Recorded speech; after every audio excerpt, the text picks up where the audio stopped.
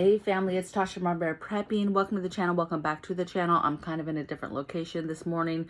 We are busy getting ready for electricians to come who are going to be coming and doing a huge electrical upgrade on our house and our garage. And so, I don't have much time. We've been running around just making sure everything's prepped and ready for them, to include some preparedness stuff, right? Obviously, an electrical upgrade at some point, right? The power is going to go off. We do not know for how long.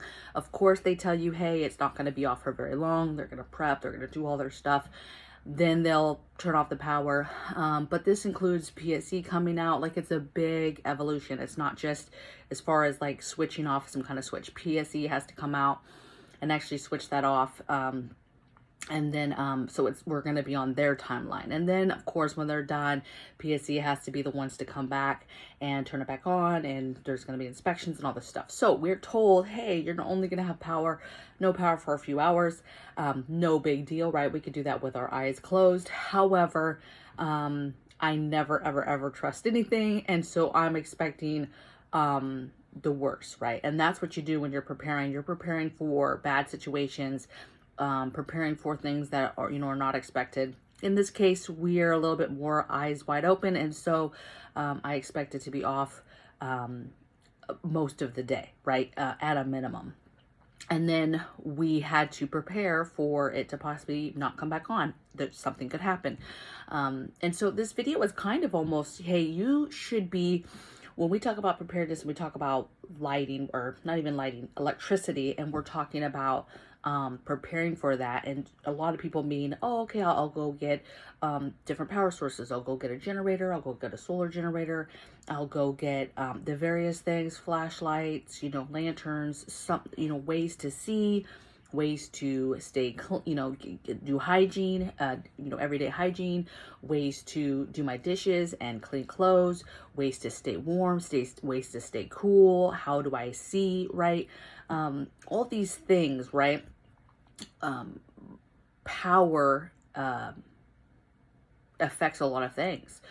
For example, we have a septic, right? We're not on the system, but it's a pressurized system now. So the pump is not going to work for as long as there's no power, right? And so is that the end of the world at first? No, we have holding tanks. We have a whole waste treatment system under the ground. So no, it's not that big of a deal. But you have to think about these things long term. People who have a well and no power and not having the ability to even get that gold, if you will, out of the ground, that water, that literal life-saving, resource out of the ground, because they haven't thought that through as far as power. So you've got to think about power in a short term, very short term, meaning a couple hours to a couple days to a couple weeks, right? To a little bit longer, a couple months, half a year, to never getting it back, right?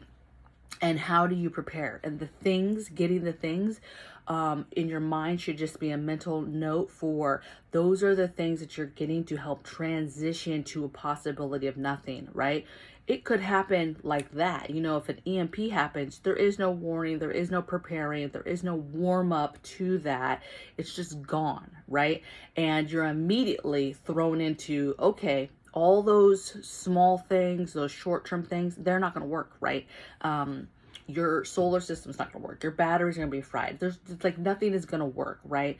Your solar generators are not going to work. Radios are not going to work. So there's a lot of stuff just right off the top that's not going to work, that you have paid money for preparedness. And so you have to think of, you're buying these things as a transition, because what could also happen is something like American blackout, right? Where just our power is taken out for some reason.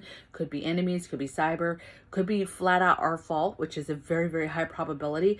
Could just be a natural disaster that takes out enough, that affects enough of the country, that takes out enough of the grid, that takes it down. And it could take it down in a way, something could happen that takes it down in a way that makes that last for a very long time. Not just 2 weeks, 2 months, but several months. And how are you now transitioning your lifestyle to that? And so you have to think about, a lot of people ask me, well, how do you start prepping for grid down? How do you start prepping for no power? You start prepping for no power by merely noting everything that you and your family do in a basic day. From when you first wake up, okay, I wake up, I go to the bathroom, I take a shower, I brush my teeth, I get ready for the day, then I make me some coffee. You think about all those things step by step, which ones involve power is the huge takeaway, right? And how are you going to address those things or address the emergencies? And all the other things, how does power affect that to where it could affect where you're doing that? You know, does a power eventually, if it's too long, will affect the water, and eventually no water comes through the pipes. So then therefore, are you still brushing your teeth, for example, in the sink? You're not taking a shower possibly in the tub, right? So how does that change your hygiene, for example? How does that change how you're brushing your teeth? Do you have the water stored to be able to brush your teeth every day? Do you have the water stored to be able to put it in a tub and give yourself a field bath? What do you have? Do you have enough water to put in a bag and have a shower bag and take a shower like that? You know, what do you have, right? And that's why it's so important for, you know, we talk about stocking water, for example. Really, I'm telling you to stock water for drinking because you need that to live, to survive. But if you have the ability, you've had the thought process, you've moved on from your drinking water and where you feel comfortable, then you're going to your, you know, and there's gray water that you can reuse. There's water that I stockpile that is just basic water. I put in a container and I put it away, and it's what I call my extra water. It's water for plants, it's emergency water for and it's clean water, right? So it's possible water for washing dishes later, it's water for flushing toilets, right? It's just basic extra water. And then we have water that we are going to treat for drinking, or that we've stockpiled for drinking. And we've gotten all the things. So there's a lot to think about, right? You're gonna, you know, I'm gonna try to link my grid down videos so you can start taking a look at those and take a look at all of them, because I might give you little gems. I might say stuff, quirky stuff here and there that makes your mind go somewhere else and think about something else you might need. But take a look at these and cover all the different areas, because in a lot of these videos that I've done before, I've covered the specific areas that you need to be thinking about in regards to grid down, and then prepare for them. And in your mind, though, you're preparing for self-sufficiency still. You're preparing for if it never comes back. That's what you're truly preparing for. This is a transition. You know, the things are going to run out one day. You're going to run out of batteries. You're going to run out of things. Things are going to stop working, and you're not going to have them anymore. And so you're really working on the transition of, you know, possibility of your power never ever being restored, okay? And or you're preparing for and knowing mentally that at a drop of a hat, an EMP, something major like that, you're done for, right? It could be immediately to where you immediately have to transition. There's no transition period, okay? So think that through. You know, today is a very minor event for us. I mean, even if this goes overnight, is it inconvenient a little bit, but we're prepared. But we're prepared for a short-term type evolution, right? We have our power generators. We made sure they were all charged up. We have a game plan for our freezers and refrigerator. One, we had 2 freezers. We worked one. We've been working one down for the last month or longer, right, in preparedness for this. And so we've broken it down, and now we don't just have the one, and we have the the regular, right? So we'll just leave those shut for several hours, and then after several hours, after losing power, if we still don't have no power, okay, we'll plug the big generator up to it, solar generator, one EcoFlow generator. We'll plug those up. We'll let that run for as long as it goes. We have other generators, and we'll just use that big one as a rotation, right? We'll plug it in, let it go for as long as it's gonna go, 4 to 6 hours, undo it, and then the freezer and stuff's gonna be fine while we take it to one of the vehicles and charge it back up. And in the meantime, we have a couple other ones, smaller ones that we can use for various things, you know, charging, you know, so we can still play games or look at something, right? You know, we can still charge phones or tablets for kids or whatever, right? The CPAP later tonight, if we still don't have power when we go to bed, the goal is we have to have a fully charged solar system ready to go for the CPAP, right? So that's an example. None of this is difficult for us because we've already gone through this, we've already planned for this, we've already practiced with this.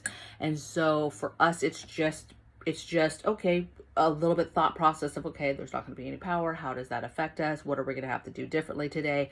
You know, walking the kids through that, you know, hey, there's not going to be power. What does this mean? Don't be in my butt about stuff, right?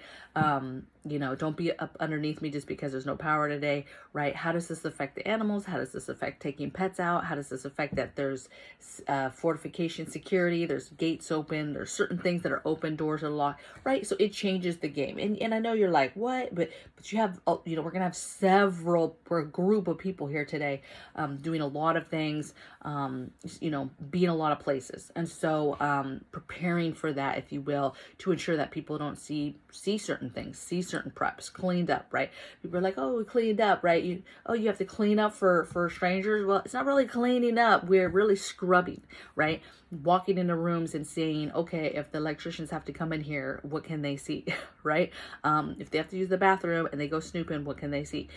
They're in the garage working, what can they see? What is visible? Is there any signs? Is there any you know, is there anything that's visible that makes them say, well, what is that? Or, oh, you got a lot of that. I see all those tubs that say wheat on them, you know, whatever, right? Just an example.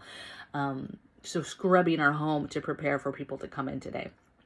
I don't know, you know, I hope that, you know, you guys are doing the things. I know a lot of you guys are. I know a lot of you guys, this is a constant thing. And I know for some of you, this is new. I still say food, water, meds first, and then I say grid down stuff next.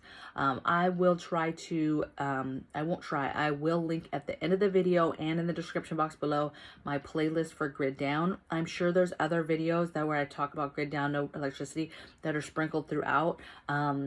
But I know that I do have a small playlist put together. So I'll link those so that you can go back through those.